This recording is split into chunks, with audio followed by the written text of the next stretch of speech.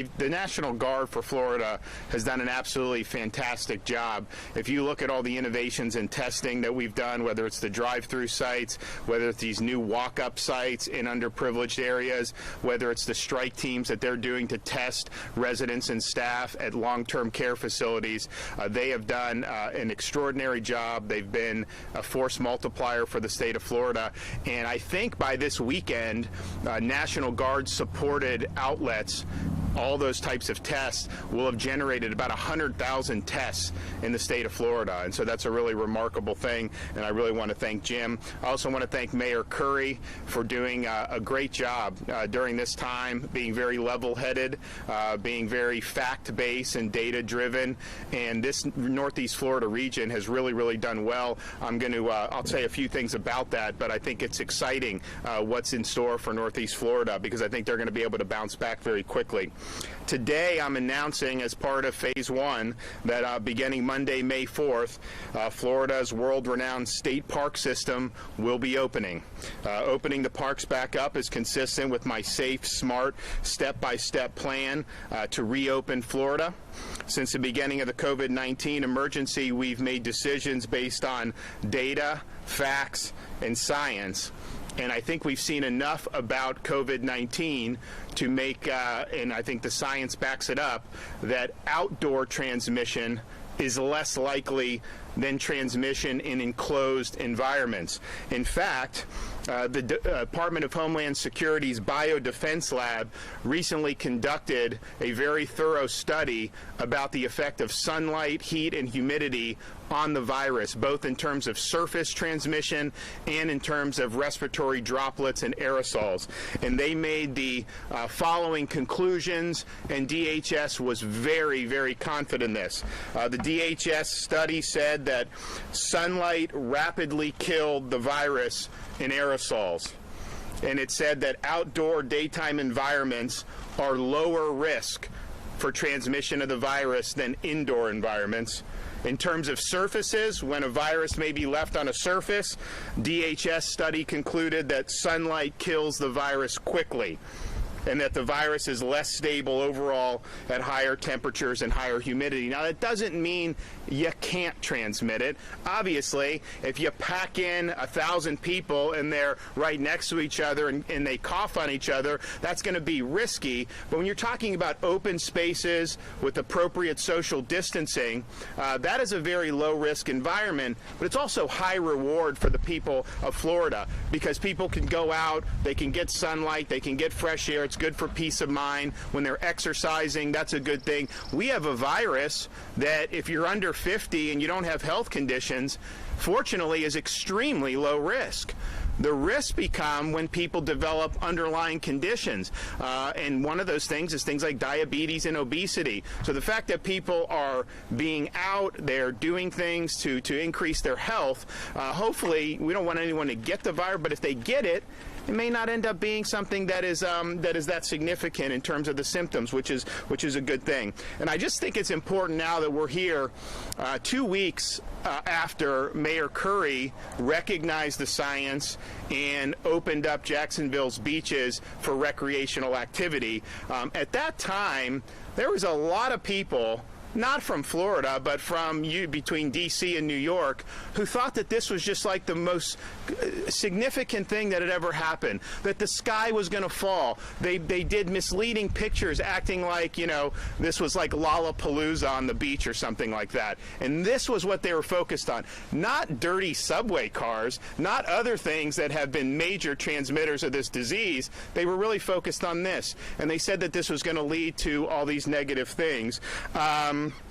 And people here were mocked. And I want to thank the local media here in Northeast Florida for fighting back against false narratives and actually putting the facts out, actually showing that people were behaving responsibly, and that the mayor and then his compatriots on the beaches, those mayors, were doing a good job.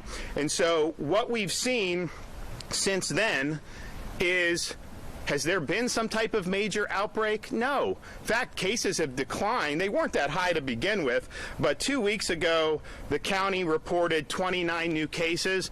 Now, out of a county of 1 million people, that is extremely low. That's like lunchtime in Queens on any given day in terms of what they're seeing in other parts of the country. So that wasn't a lot. But I think it's important. Look at the last 10 days. People were said this was such a big deal that the sky was going to fall because people were walking their dog on the beach. Okay, let's go back. April 21st, total new confirmed cases, 11 in Duval County. April 22nd, 19. 23rd, 18. 24, 17, 25, 24. Now, those dates probably would not have shown anything from the beaches, because if you were to get it, then you develop symptoms. But then let's look at this, the 26. 100 out of 1 million people in Duval County, 4 new cases on April 26th.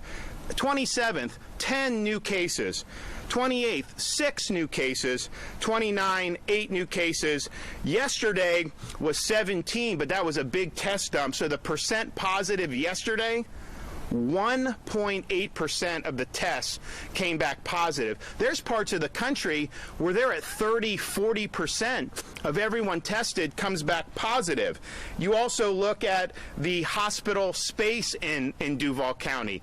The whole reason we went on mitigation was because people were concerned that the hospitals could get overwhelmed. It would lead to excessive deaths. It would lead to people not getting the care that they needed, not just for COVID, but for other things. Well, as we sit here today, 42% of the hospital beds in Duval County sit empty.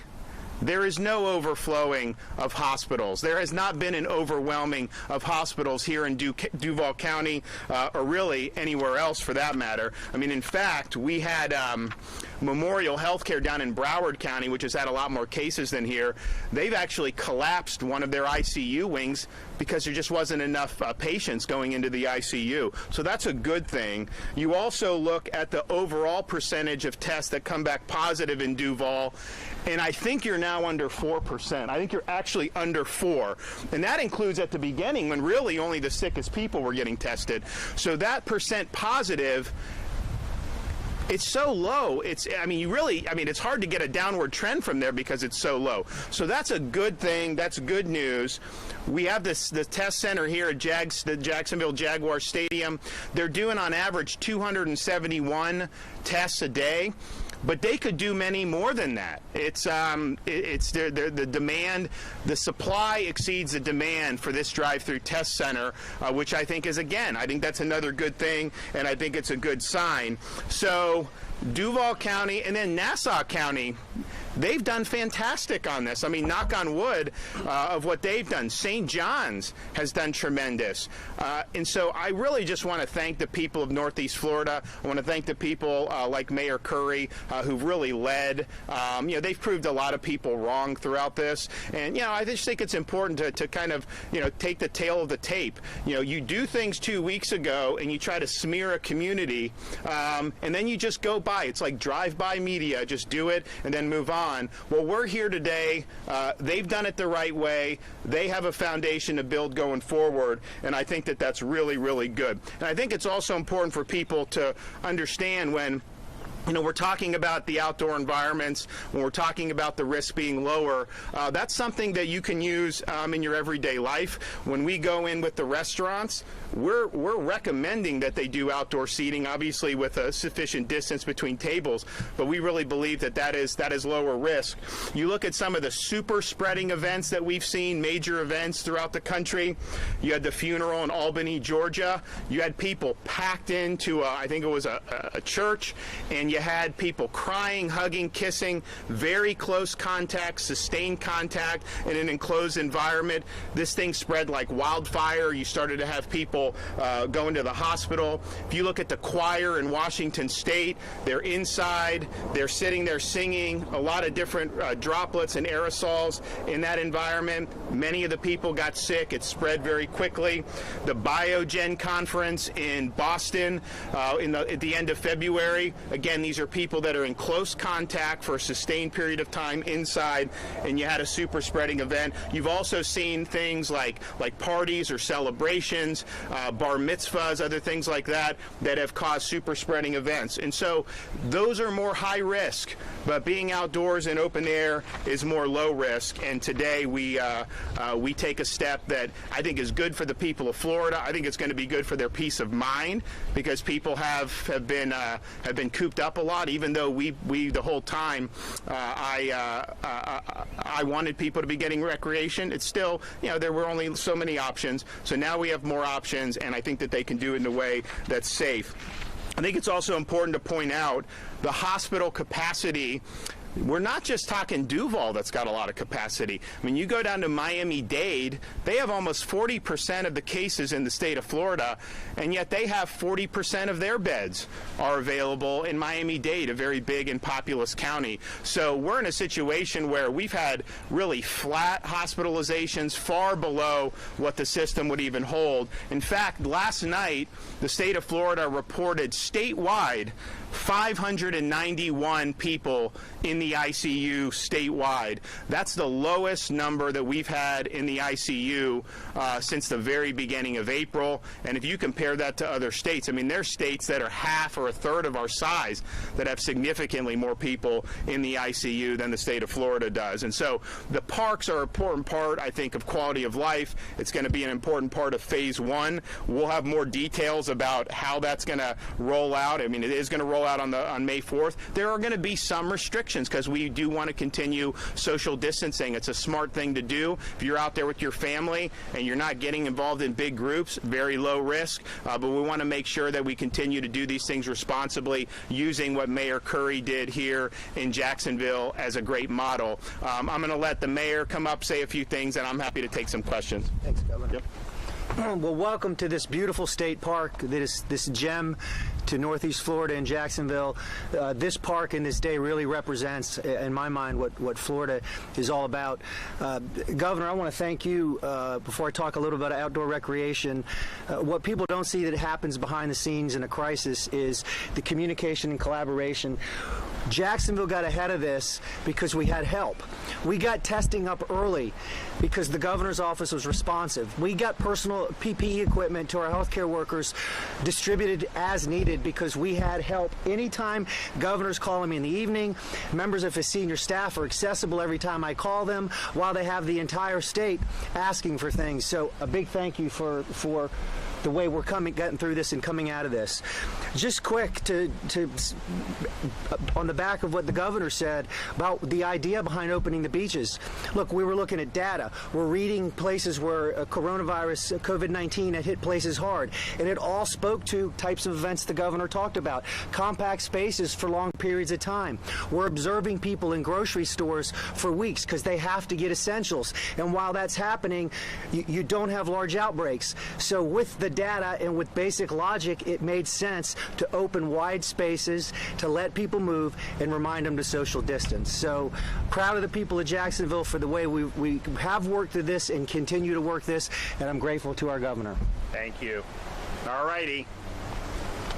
Okay, Governor, question.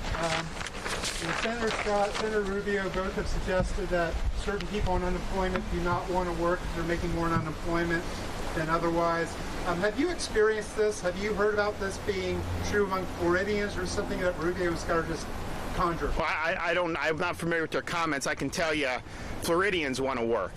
We had an economy that had 2.8% unemployment.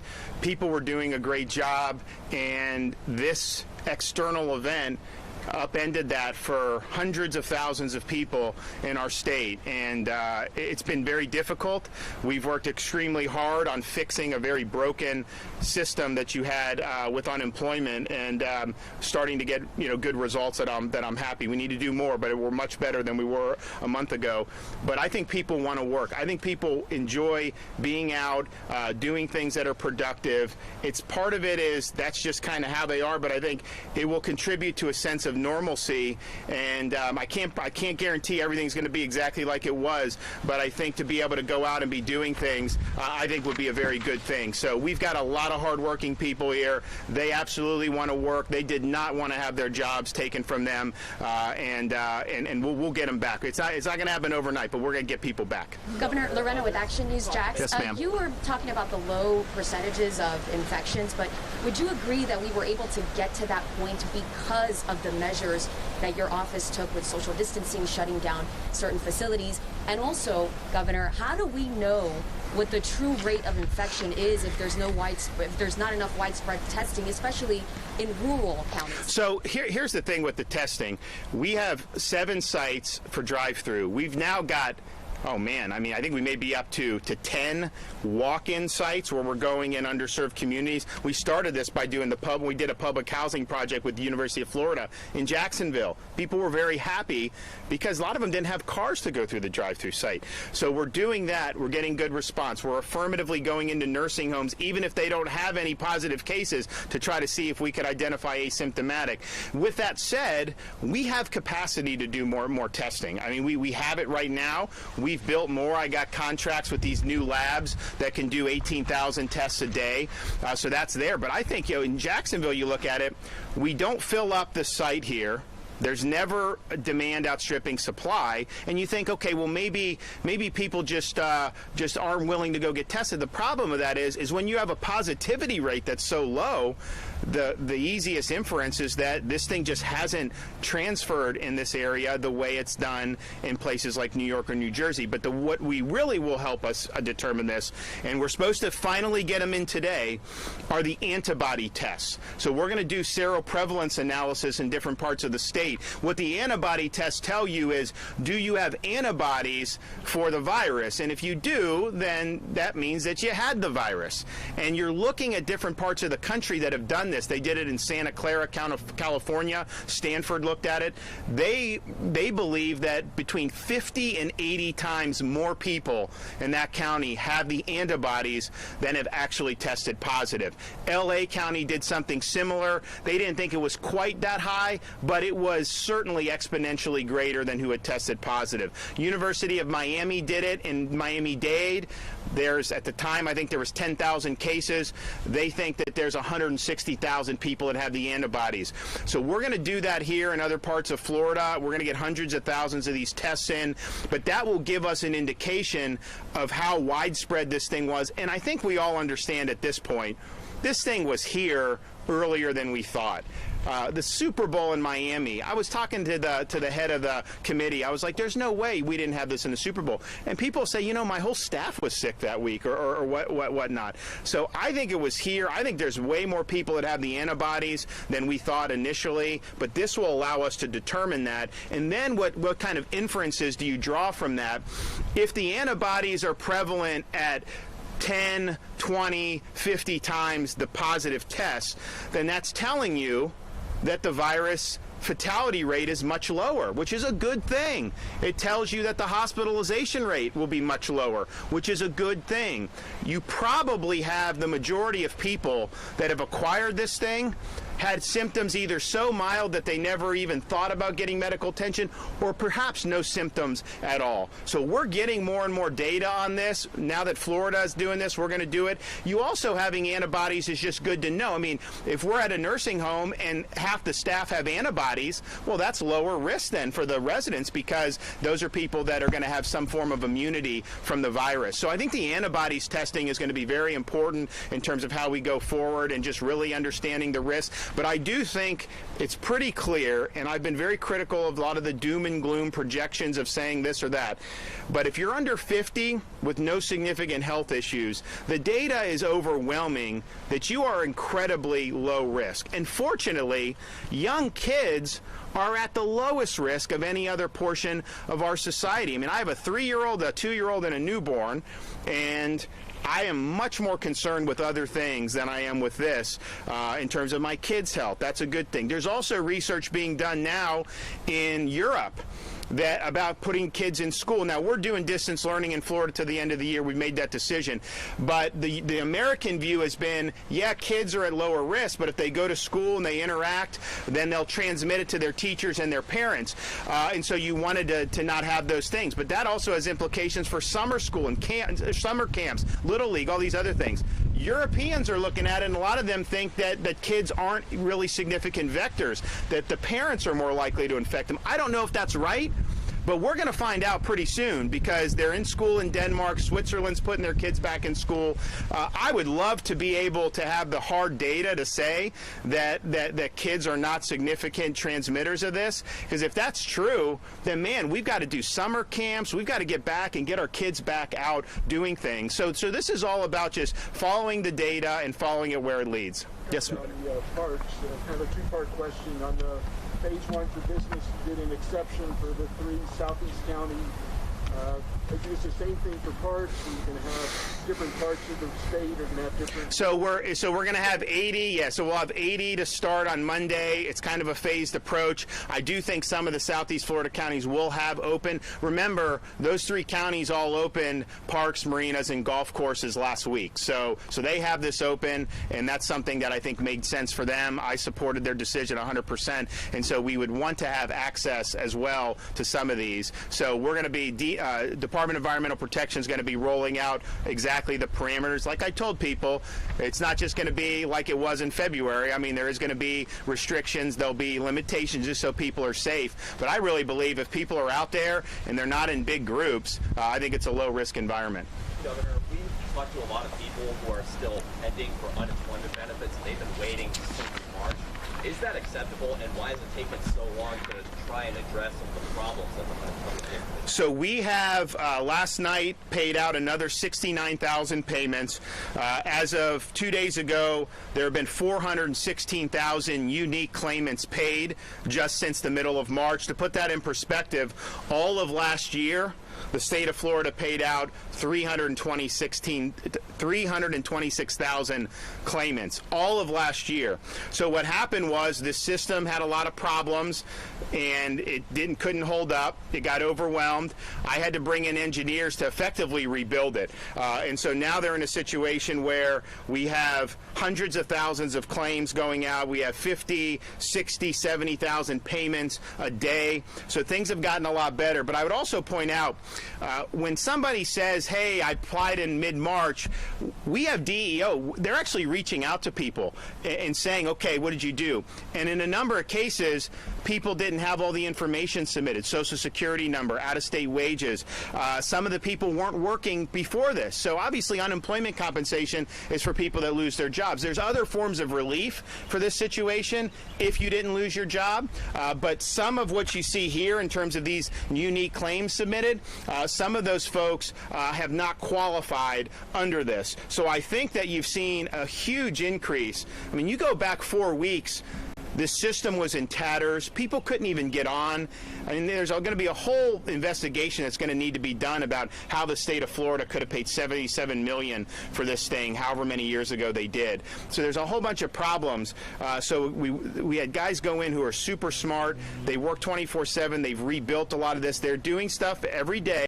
But you now have people that can access it better. Last weekend they took the system down. People can still apply if Connect is down because you can go to PEGA, and then the PEGA data gets migrated to Connect. But they took down the Connect for the interface with the public so they could devote 100% of its capacity to doing payments. And they did like 500,000 unique payments, not unique claims, but unique payments last weekend. And so we're going to continue to build off the momentum. It's been the #1 non-health priority that we've had, and we've mobilized so many people in state government to be able to do it. You know, you have some people that are applying through Connect, through PEGA, and through a paper application. So those obviously, you know, you got to filter that out. You're only going to do one. But we've gotten hundreds of thousands, I think, paper applications too. So I've got 2,000 employees from various state agencies that I've surged into the unemployment, and they're actually taking the paper applications and they're putting it into PEGA or putting it into Connect.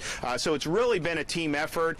John Satter I had to put in charge because the job wasn't getting done he's our DMS secretary. He's done a great job. And, it's not over. Obviously, there's more improvements that need to be made. But if people really understood how in tatters this thing was, they've been working really hard. Governor, on that thread, Governor, 40% of Floridians who've applied for unemployment appear to not be ineligible. That's according to the DEO. Is it possible that they were mislabeled? So say it again. 40% of Floridians who've applied for unemployment were found to be ineligible. Right. Is it possible that they were mislabeled? So what I would tell you is, under normal circumstances, like non-crisis situations, so if you go back last year, 2019, what DEO will tell you is a majority of people that apply are not eligible. Now, I think a majority applying now are eligible because these are people that just lost their jobs. So I think the percentage of ineligible is probably lower now than it is normally during the year. But that is how they've done it, that it is the average person that applies historically is not eligible. And that's just kind of based on, what the rules and requirements are. And also understand, under normal circumstances, someone lost their job, say, the third week of March. They'd have to go look for new jobs. They'd have to submit applications before they could even apply for unemployment. I waived all that. I've waived everything I could waive to try to streamline the payments. And so a lot of this was architectural, about engineering the system to actually be able to handle this volume of claims and get the money out. But some of it, too, was we had to clear bureaucratic hurdles. And it's a very complicated web of rules and regulations, and that all goes into a computer program. Yes, ma'am. Other people to state an apology. California, is it for people to not let their guard down and see things like we saw with the funeral in Georgia or some of the beaches in California? We don't backtrack. Yeah, but exactly. We still need to keep up the common sense social distancing. And I think if you've looked at all the other countries, all the other states, the most effective things have been targeted interventions to protect the at-risk populations, like we've done in Florida with so much to the nursing homes. We've sent out, the state of Florida, we've sent out 7 million face masks just to long-term care facilities. We've sent out 500,000 face shields just to long-term care facilities. Sent out 1 million gloves because we knew that's where the problem was. When I was in the White House the other day, Dr. Birx remarked, Governor DeSantis knew where the risk was, and he surged resources to be able to prevent death in those facilities. And it's not easy, and we've obviously had people get sick. We've had unfortunate deaths. But if you compare us to like a New York on that, I mean, they're like 10 times what we were because we really focus. So we're going to continue focusing on that, but then also doing the common sense things like don't have large groups, particularly in an indoor environment. That is going to be more risky, and people understand that. And I think that if you treat people with respect, and if you level with them, they respond. What you're seeing in some of these other states, I think, is vindictive, and I think that's why people are rebelling. In Florida, I think people have understood, we've got a job to do, but if it's not risky to go to a park, you should be able to go to a park. If it's not risky for you to walk 18 holes, then do it. And so that's the philosophy we've had. But yeah, I would just, any type of large groups. I mean, first of all, our order bans any group over 10. But even if you have 10 people inside, you're much better off being at a park with 10 people than being at a dinner party with 10 people for 3 hours all sitting next to each other in an enclosed environment. I mean, I think the science is pretty clear on that. And so people just need to understand that makes sense. And we're going to continue to protect our seniors and the vulnerable through appropriate social distancing. I'll tell you, when this all started, we knew that the seniors were more at risk, and it's amazing how great Florida seniors responded. Obviously, we had to do stuff for these long-term care facilities, but you look at some of these communities, they didn't need to be ordered. They did this immediately, like the Villages, some of these other places. They immediately stopped the high-risk activities. They kept activities that were low risk, and the results have been really, really good. So I think the seniors in Florida have responded beautifully. and it's been good to see. So we're going to continue doing those things, but I think those common sense things have been proven to be the most effective. Saying that someone can't plant a seed in their front yard, that has nothing to do with public health, and that's really just about social control. All right, I'm going to take off. Thanks, guys. Thanks, Governor. Thank you. Yeah, appreciate it. Thank you.